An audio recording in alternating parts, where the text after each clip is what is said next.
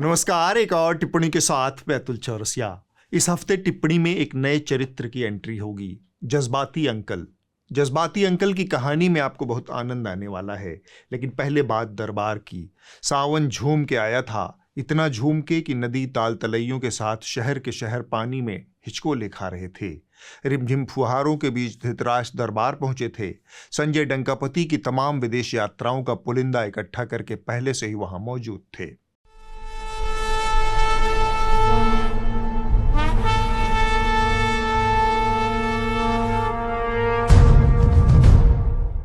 धृतराष्ट्र ने पहले हुक्का गुड़गुड़ाया, फिर हवा में धुएं का छल्ला बनाया। छल्ला हवा में घूम रहा था, एक दरबारी उस छल्ले के आर पार देख रहा था। उसे छल्ले के उस पार आर्यावर्त में कुछ घमासान होता दिखाई दे रहा था। तभी धृतराष्ट्र ने अपना सवाल संजय की ओर उछाल दिया। बारिश जमकर हो रही है, खरीफ की पैदावार जमकर होगी। सुने कि आर्यावर्त में लोगों ने इस खुशी में जमकर तीज त्योहार मनाया। संजय ने कुछ कहने की बजाय हामी भरी और एक वृत्त चित्र चला दिया।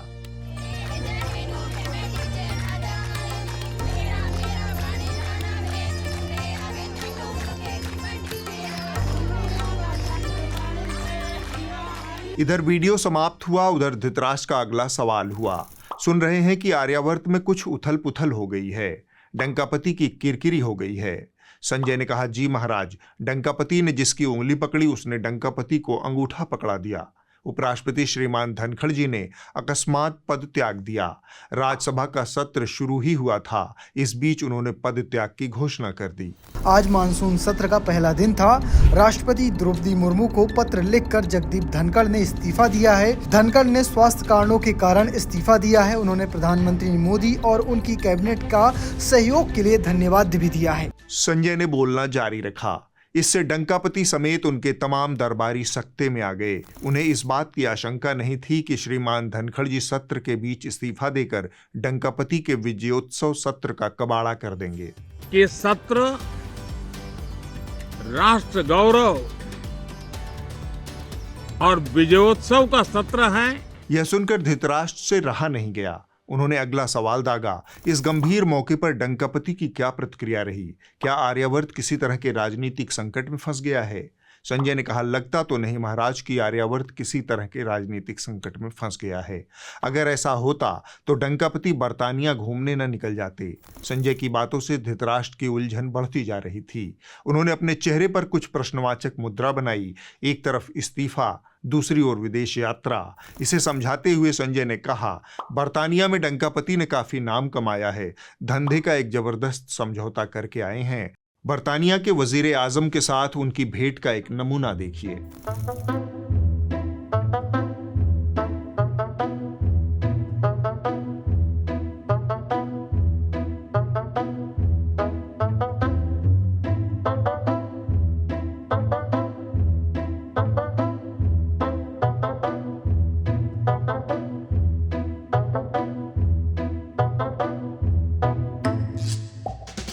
धृतराष्ट्र समझ गए कि संजय खिलवाड़ कर रहा है। उन्होंने इसे नजरअंदाज करते हुए पूछा, इसके बाद क्या हुआ? संजय ने कहा, महाराज, इसके बाद असली खेल हुआ। डंकापति बर्तानिया से सीधे मालदीव पहुंचे। वही मालदीव जिसने 2023 में इंडिया आउट का नारा लगाकर चुनाव करवाया था। साल 2024 की शुरुआत में उसी मालदीव के कुछ मंत्रियों ने डंकापति की लक्षद्वीप यात्रा को लक्ष्य करके कई अपमानजनक टिप्पणियां की थी। मोदी की तस्वीरों पर मौजूदा सरकार में मंत्री मरियम शोवना ने आपत्तिजनक ट्वीट किए थे। शोवना ने प्रधानमंत्री मोदी को इजराइल से जोड़ते हुए निशाने पर लिया था। इसके अलावा वो लक्षद्वीप का भी मजाक उड़ाते हुए दिखी थीं। मालदीव के नेता मालशा शरीफ और महजूम माजिद भी भारत को घेरते हुए नजर आए। इसके बाद बकलोली का विस्फोट हो गया था। आर्यावर्त में डंकापति के दरबारी खबरिया चैनलों से लेकर सोशल मीडिया के हरकारे और छुटभइये धंधेबाज एक ओर से प्रायोजित ट्रेंड बायकॉट मालदीव की भेड़ चाल में शामिल हो गए थे।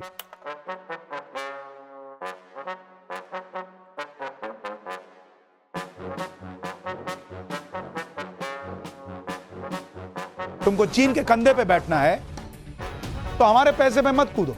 2022 में जहां 2.5 लाख के करीब भारतीय पर्यटक मालदीव पहुंचे, 2.5 लाख, 2023 में संख्या घटकर बताया गया कि 2 लाख के आसपास रह गई। 2024 में जनवरी से मार्च में सिर्फ 35,000 के करीब 35,000 पर्यटक मालदीव पहुंचे। एक देश और छोटा सा देश मालदीव्स भारत का अपमान करने की जरूरत कर रहा है। वो भारत के प्रधानमंत्री का अपमान कर रहा है, भारत का अपमान कर रहा है, भारत के लोगों का अपमान कर रहा है। लेकिन धीरे धीरे मालदीव भी रास्ते पर आया और आर्यावर्त को भी मालदीव की भौगोलिक अहमियत का अंदाजा हुआ। रिश्ते बदलने लगे। मालदीव के राष्ट्रपति, जो चीन की मोहब्बत में दीवाने थे, पिछले साल भारत के रास्ते वापस लौट आए।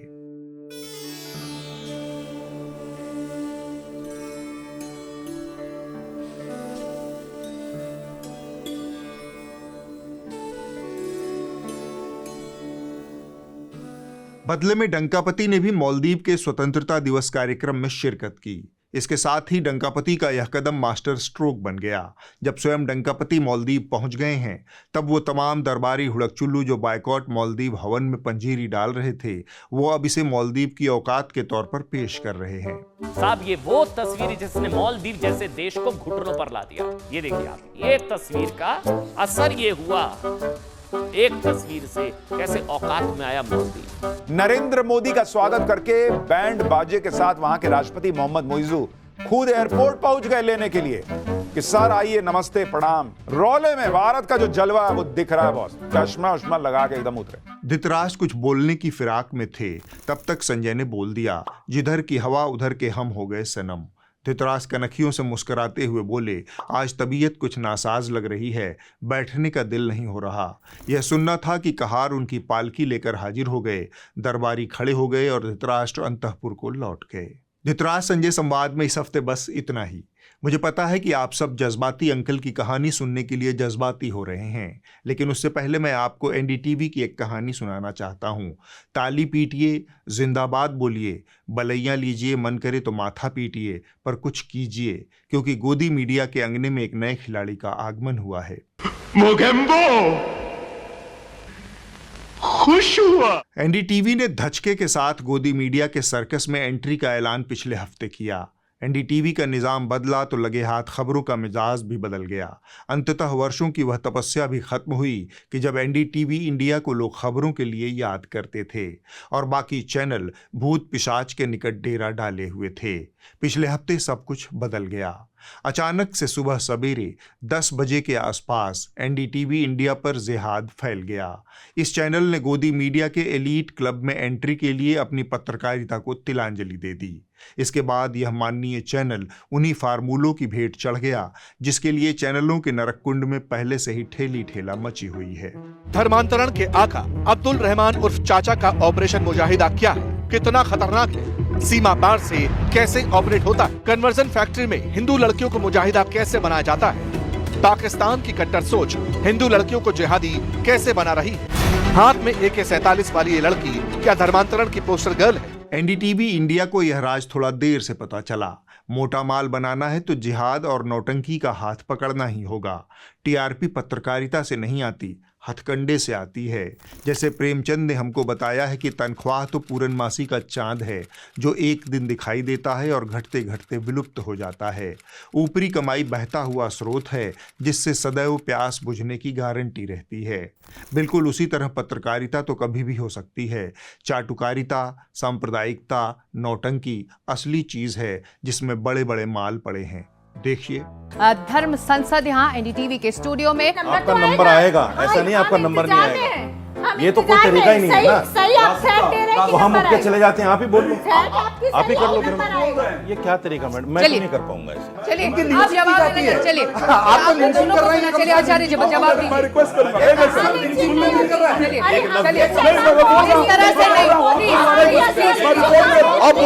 आप बोलिए, मैं तो तैयार हूँ। यह एनडीटीवी के सुदर्शन टीवी बनने का शुरुआती कदम है। इस पैनल में मौलाना और पुरोहित लोग जिस प्रेम भाव से एकमत होकर पत्रकारिता को परवान चढ़ा रहे हैं, वह एनडीटीवी की पत्रकारिता का अविस्मरणीय पल है। जाहिर है जब नया निजाम आया है तब सिर्फ पत्रकारिता से काम नहीं चलने वाला। अब वो सब करना होगा जो बाकी सब करते आ रहे हैं। आगे हम अनिल अंबानी और उनके स्वामित्व वाले रिलायंस समूह की बात करेंगे। अनिल अंबानी इस देश के तमाम धांधली पसंद, तिकड़मबाज, मुफ्तखोर, घपलेबाजों के आदर्श हैं। वह एक चमत्कार हैं। यह चमत्कार कैसे होता है कि एक ओर ईडी के छापे पड़ रहे हों, सेबी के प्रतिबंध आयद हों, सरकार संसद में सूचित कर रही हो कि अनिल अंबानी और उनकी कंपनी फ्रॉड है, सीबीआई जांच प्रस्तावित है। दूसरी तरफ उसी समूह को सरकारी ठेके मिल रहे हैं, विदेशी कंपनियों से उसके धंधे समझौते आगे बढ़ रहे हैं। सरकार का एक हाथ उनके डूब चुके धंधे को चमकाने में जनता का पैसा जी जान से लुटा रहा है, उसी सरकार का दूसरा हाथ उनके घपले घोटालों पर कार्रवाई कर रहा है।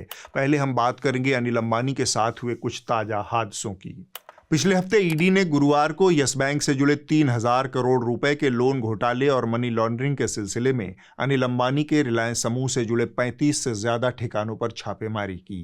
आरोप है कि 2017 और 2019 के बीच उन्होंने हेराफेरी करके 3,000 करोड़ रुपए दूसरी जगहों पर भेज दिए। ईडी को संदेह है कि यह लोन पाने के लिए अनिल अंबानी ने यस बैंक के प्रमोटर्स और इसके शीर्ष अधिकारियों को घूस भी खिलाई थी। दिल्ली और मुंबई में ईडी ने आज अनिल अंबानी समूह के कई ठिकानों पर एक साथ बड़ी कार्रवाई शुरू की है।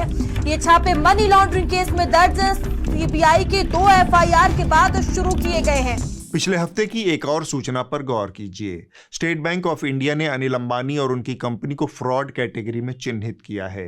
एसबीआई ने अंबानी के ऊपर 6,265 करोड़ से अधिक पैसे के कथित तौर पर डाइवर्ट करने का आरोप लगाया है। वित्त राज्य मंत्री पंकज चौधरी ने लोकसभा में एक लिखित उत्तर में बताया कि 13 जून 2025 को अनिल अंबानी को फ्रॉड के रूप में वर्गीकृत किया गया था। आगे उनके खिलाफ सीबीआई की जांच प्रस्तावित है। एसबीआई ने 23 जून 2025 को रिलायंस कम्युनिकेशंस के लोन अकाउंट को धोखाधड़ी यानी फ्रॉड के रूप में क्लासिफाई करने का फैसला किया है। इसके साथ एसबीआई कंपनी के फॉर्मर डायरेक्टर अनिल अंबानी की रिपोर्ट बैंकिंग रेगुलेटर यानी भारतीय रिजर्व बैंक को करने पर भी विचार कर रहा है। इससे पहले साल 2024 में बाजार नियामक संस्था सेबी ने अनिल अंबानी और रिलायंस होम फाइनेंस के पूर्व अधिकारियों पर लगे पैसे की हेराफेरी के आरोपों के बाद शेयर बाजार में लेन देन से 5 साल के लिए प्रतिबंधित कर दिया था। सेबी ने अंबानी पर 25 करोड़ रुपए का जुर्माना भी लगाया था। मार्केट रेगुलेटर सेबी ने दिग्गज बिजनेसमैन अनिल अंबानी और अन्य 24 लोगों के खिलाफ एक कड़ा एक्शन लेते हुए 5 साल का प्रतिबंध लगा दिया है। ये प्रतिबंध सिक्योरिटीज मार्केट में लगाया गया है। सेबी ने अनिल अंबानी के ऊपर 25 करोड़ रुपए की पेनाल्टी लगाई है। एक तरफ अनिल अंबानी और उनकी कंपनियों के ये सारे कारनामे सामने आते रहे, उन पर कार्रवाइयां होती रही, दूसरी तरफ उनके धंधे बदस्तूर जारी रहे। सरकार की कृपा उन पर बरसती रही। उन कृपाओं को भी लगे हाथ जान लीजिए। अनिल अंबानी की रिलायंस पावर की सहायक कंपनी रिलायंस एन्यू सनटेक ने solar energy corporation of India के साथ 25 साल की बिजली खरीद के समझौते पर हस्ताक्षर किया है। मई 2025 की एक एक्सचेंज फाइलिंग में कंपनी ने शान से बताया है कि इस समझौते के बाद वह एशिया की सबसे बड़ी एकल स्थान सौर BESS परियोजना बन गई है। अनिल अंबानी द्वारा संचालित रिलायंस इंफ्रास्ट्रक्चर 155 मिलीमीटर तोप का गोला बारूद बनाने वाली पहली निजी भारतीय कंपनी बन गई है, जबकि उसका डिफेंस के क्षेत्र में इससे पहले कोई दखल नहीं रहा।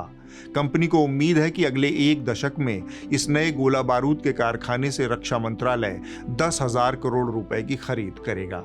इस तरह से अनिल अंबानी की रिलायंस इंफ्रास्ट्रक्चर अगले कुछ वर्षों में लड़ाकू विमान अपग्रेड के क्षेत्र में भी ध्यान केंद्रित कर रही है। यह कंपनी निजी क्षेत्र की पहली कंपनी बन गई है जो मूल रूप से निर्माण नहीं करती, फिर भी स्वतंत्र रूप से अपग्रेड और मेंटेनेंस का उपक्रम संचालित करेगी। यह ऐसा क्षेत्र है जिस पर अब तक सार्वजनिक क्षेत्र और PSUs का कब्जा रहा है। अगले 7 से 10 सालों में अनिल अंबानी की रिलायंस 5,000 करोड़ रुपए का धंधा करेगी। इनको मिले सरकारी धंधों और ठेकों में सरकार द्वारा मुहैया करवाए गए राफेल सौदे का जिक्र जरूरी है। 2018 में राफेल डील के साथ रिलायंस डिफेंस लिमिटेड को भी 21,000 करोड़ रुपए का एक ठेका मिला था। राफेल के साथ यह कॉन्ट्रैक्ट डिफेंस सेक्टर में अनिल अंबानी की कंपनी के जीरो अनुभव को ध्यान में रखकर किया गया था। यह ठेका सरकारी कंपनी हिंदुस्तान एरोनॉटिक्स लिमिटेड को दरकिनार करके दिया गया था। जो कंपनी अपनी धूर्तता के लिए बदनाम है, जिसका कोई कारोबार पटरी पर नहीं है, जो लगातार बैंकों से जनता के पैसे हड़प कर उसे विदेशों में ठिकाने लगा रही है, उस कंपनी पर सरकार की कृपा लगातार बरस रही है। विश्वगुरु भारत की एक तस्वीर यह भी है, इस पर गर्व कर सकें तो करिए। इन्हीं लोगों के सहयोग और समर्थन से मोदी जी 2047 में विकसित भारत का निर्माण करेंगे। अब मैं आपको ज्यादा बोर नहीं करूंगा और सीधा जज्बाती अंकल की कहानी पर आता हूं।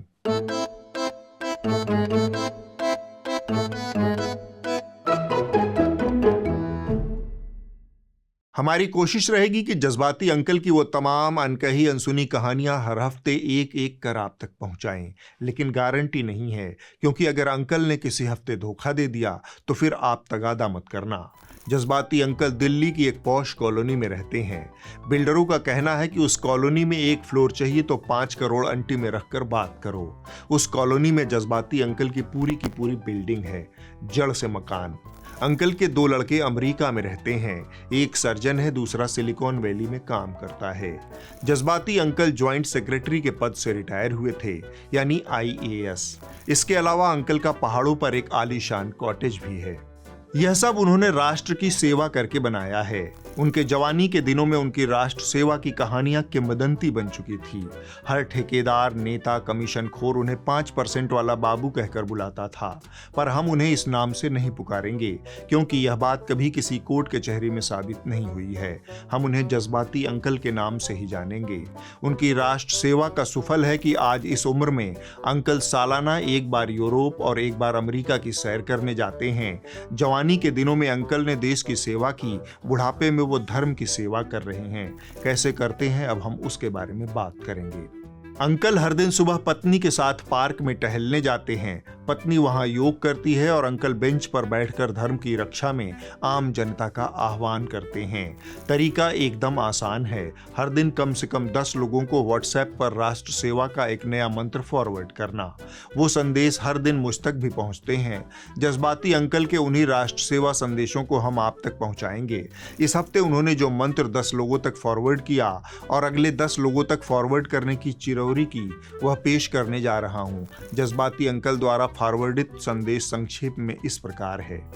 बस कुछ और सालों तक आप यह सब मना लीजिए।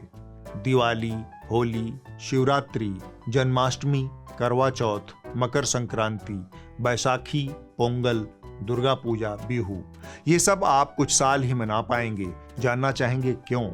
The institute of world demographic research ने 1948 से 2022 तक भारत का धार्मिक जनगणना का डाटा निकाला है और 2041 तक जनसंख्या का अनुमान भी बताया है। इसके मुताबिक 1948 में हिंदू 88.2% थे, मुसलमान 6% थे। 3 साल बाद 1951 में हिंदू घटकर 84.1% रह गए और मुसलमान 9.8% हो गए। यही शोध पत्र हमें बताता है कि साल 2011 में हिंदू 89.8% थे और मुसलमान 15%। इसके बाद यह शोध बीच के कुछ सालों की आंकड़ेबाजी करता है, जिसमें कोई रस या मसाला नहीं है।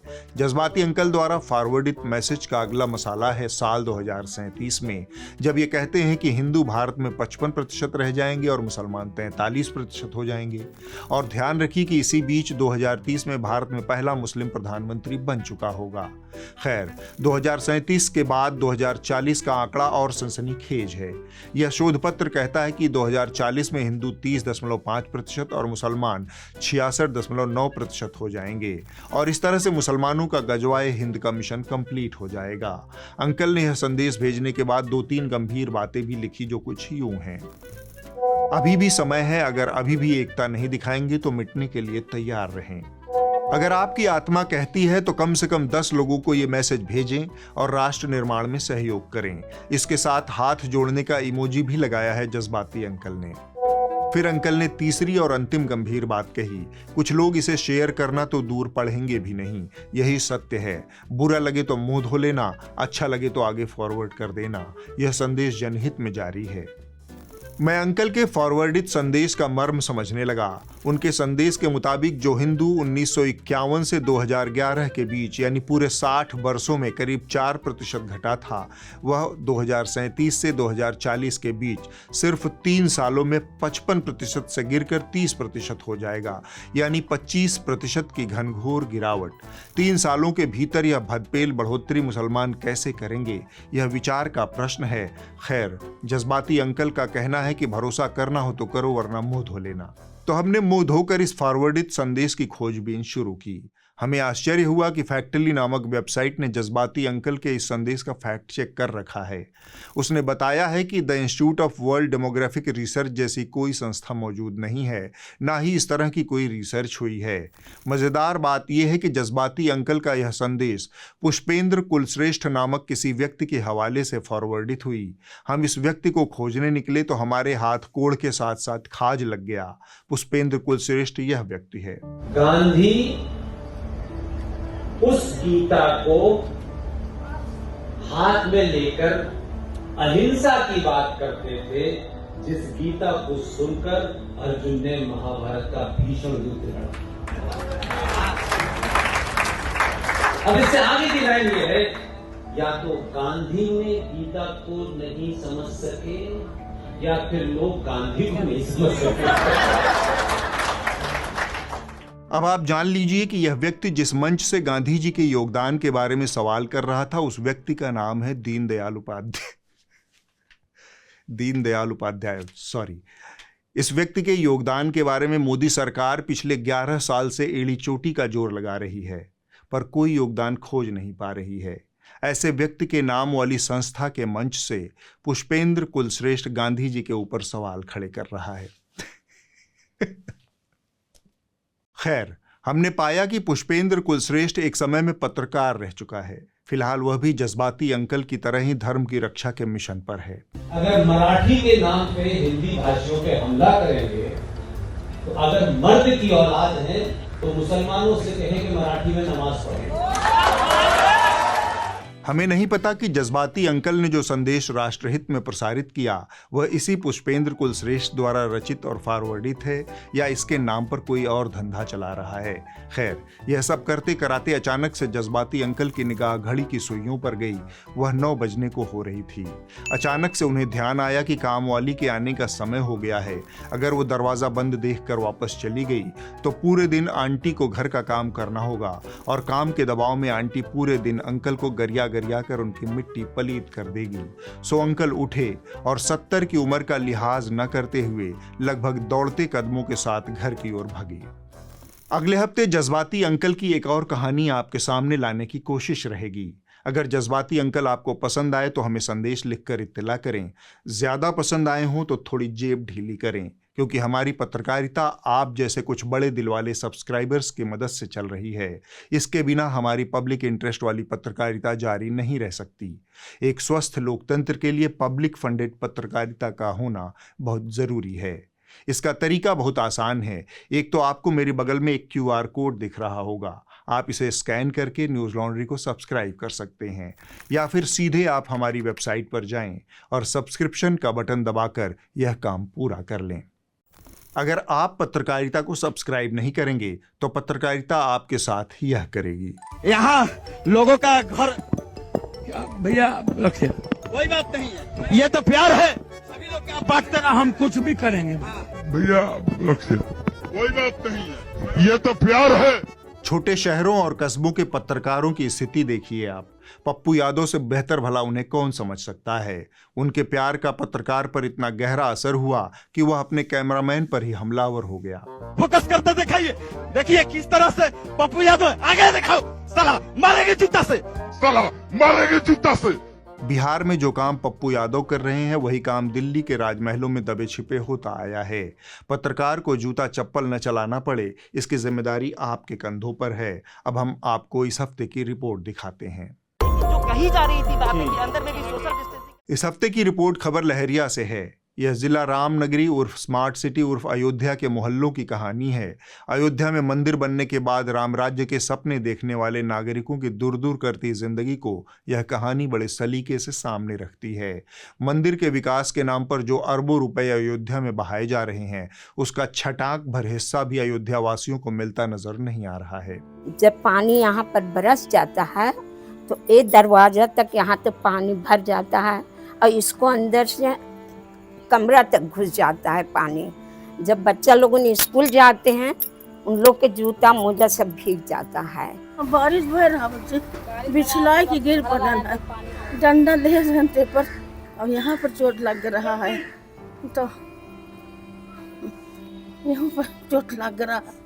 अगले हफ्ते होगी एक और टिप्पणी। नमस्कार।